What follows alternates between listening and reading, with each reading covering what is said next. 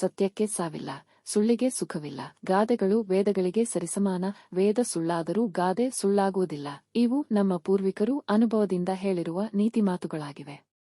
ಅಂತಹ ಕನ್ನಡದ ಪ್ರಸಿದ್ಧ ಜನಪ್ರಿಯ ಗಾದೆಗಳಲ್ಲಿ ಸತ್ಯಕ್ಕೆ ಸಾವಿಲ್ಲ, ಸುಳ್ಳಿಗೆ ಸುಖವಿಲ್ಲ ಎಂಬ ಗಾದೆಯೂ ಒಂದಾಗಿದೆ.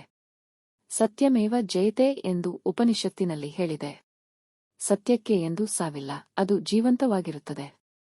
ಆದರೆ ಸುಳ್ಳಿಗೆ ಸುಖವಿಲ್ಲ, ಅಂದರೆ ಸತ್ಯವನ್ನು ಎಷ್ಟೇ ಮರೆಮಾಚಿದರೂ ಒಂದಲ್ಲ ಒಂದು ದಿನ ಬಯಲಿಗೆ ಬಂದೇ ಬರುತ್ತದೆ. ಆಗ ಸುಳ್ಳು ಹೇಳಿದವ ದುಃಖದಲ್ಲಿ ಮುಳುಗಬೇಕಾಗುತ್ತದೆ. ಆದ್ದರಿಂದ ಸತ್ಯಕ್ಕೆ ಜಯ ಸಿಕ್ಕೇ ಸಿಗುತ್ತದೆ.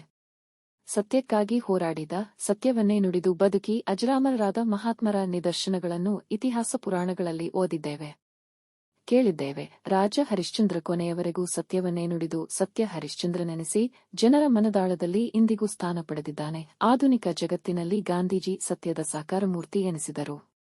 ಕಷ್ಟದಿಂದ ಪಾರಾಗಲು ಒಂದು ಸುಳ್ಳನ್ನು ಹೇಳಿ ತಪ್ಪಿಸಿಕೊಳ್ಳುತ್ತಾರೆ.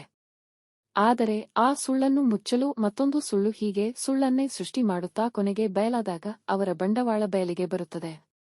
ಆದ್ದರಿಂದ ಸತ್ಯಕ್ಕೆ ಎಂದು ಸಾವಿಲ್ಲ ಎಂಬುದಾಗಿ ಈ ಗಾದೆ ತಿಳಿಸುತ್ತದೆ. Welcome our channel, please subscribe and support.